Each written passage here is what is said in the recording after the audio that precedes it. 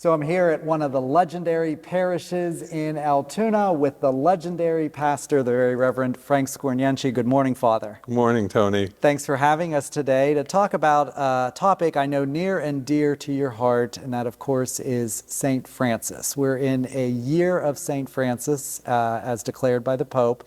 Why don't we start by having you tell us a little bit about the significance of St. Francis in Catholic life, why the Pope would choose to dedicate a year to St. Francis, and how we can emulate our Catholic lives after Francis's example. That's a lot. It is a lot, but you know me, I always pile a lot on you. It's a half hour, right? But St. Francis of Assisi, Yeah. very, very ordinary person, if you know his life. Yeah. I mean, he was not a saint when he was growing up. Which gives us all hope, right? Which is a lot. That's one of the examples you have. I mean, he would run around with his friends, was a rabble-rouser, and he was really in confrontation with his father. Yeah. But that happened later. He went off to war, never really got to fight because he got sick. So we're talking about someone that really had a conversion experience and then returning back to Assisi with a new, a new interest in life, right, and a new perspective. And Poverello, the little poor one of Assisi. And from being a rabble-rouser, then he started to get all kind of comments, about, isn't this that one? Who is he? His love of the poor, and going out and rebuilding a church. And it wasn't just a building at San Damiano. I mean, God was leading him to go out to the world and sort of convert. And people looked to him because, one, patron of what? Ecology, animals, all that. You see a simple person, someone like maybe you and me, who can have a conversion experience, a change in your life, and you follow. I mean, the Franciscans, especially Third Order Regular, mendicant in the sense that we do all kind of ministries. We're not just in one. Whatever the church needs, that's where we go. So anyone can do this. You don't have to even be ordained. He was a deacon. He was never a priest. Right. But, and, they say he began the Franciscan order. He didn't found it. The Franciscans found him. He was really a secular, like we have many secular Franciscans in the world. Right. So you can see the tie between anyone, any simple person in the world, and how you can live of life of God and of preaching and being an example, helping one another, and you end up a saint.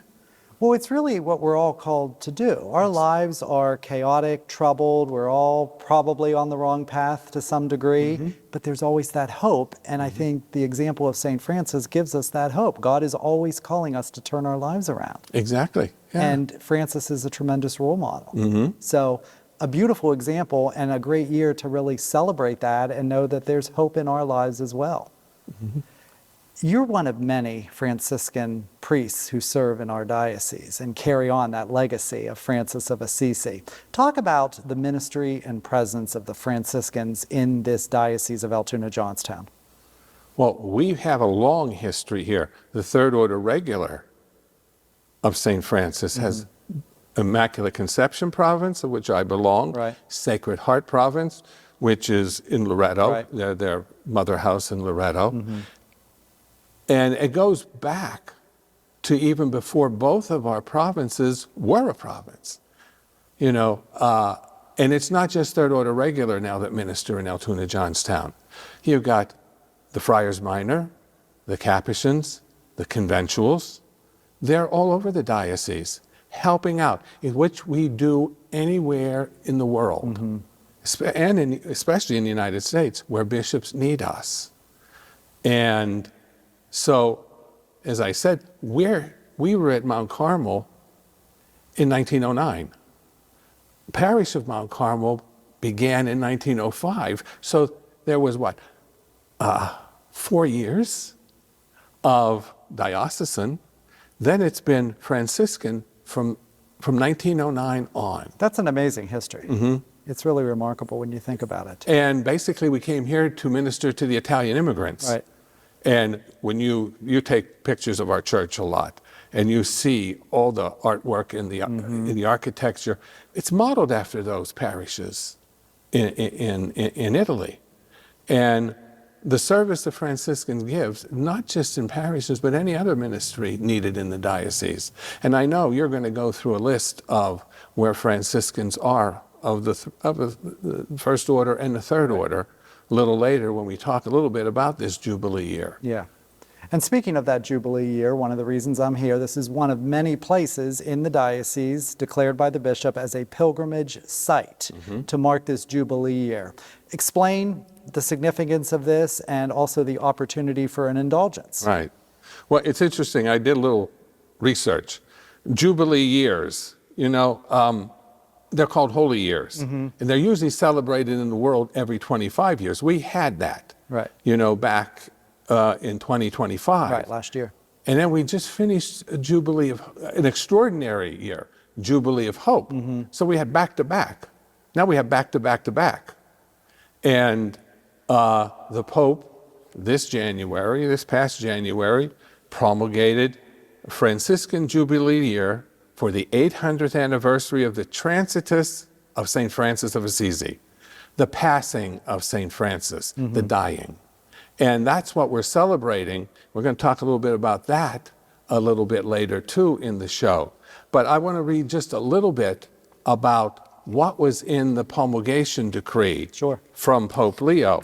And it says, in this time of celebration that culminates 800 years of Franciscan memory, we cordially invite all the faithful to take an active part in this exceptional Jubilee.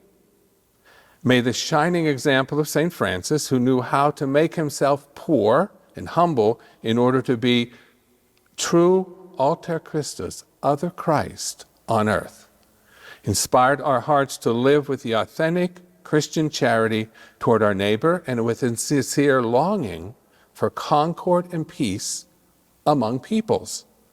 Following in the footsteps of the Poverello of Assisi, let us transform the hope that makes us pilgrims during the Holy Year into fervor and zeal of effective charity. May this year of St. Francis be for each one of us a providential occasion for sanctification and evangelical witness in the contemporary world, for the glory of God and the good of the whole church. And now, the conditions are not that difficult. Right. You visit one of these sites, and I know Tony is going to talk a little bit about where they are, and he'll have this published a lot during this year. Visitation in the form of a pilgrimage, being there, going to the place, or to the church dedicated to St. Francis anywhere in the world, but especially here in our diocese, and certain conditions. A profession of faith, the creed. That's the recitation of the creed. Right. And sacramental confession. You don't have to do it that day you're there. 8 days before, 8 days after. Going to Mass, either 8 days before, 8 days after. And receiving communion. Recitation of the Lord's Prayer. And any prayer for the intention of the Holy Father. And I know that the Franciscans have something special planned for October to mark this year. Tell us about that. Right. Father Joe and myself got together, and this year, October the 4th, which is the feast of St. Francis of Assisi, falls on a Sunday. And up at the campus of St. Francis University, we're planning the two provinces to jointly do something on October 3rd and 4th. October 3rd is where we celebrate the Transitus, the passing, the death of St. Francis. That's a liturgical ceremony, and you'll have that opportunity to go to the university to the chapel there and participate in that celebration on the 3rd. And then on October 4th, there'll be a special Mass at the University Chapel, where I say both provinces are going to combine to celebrate this.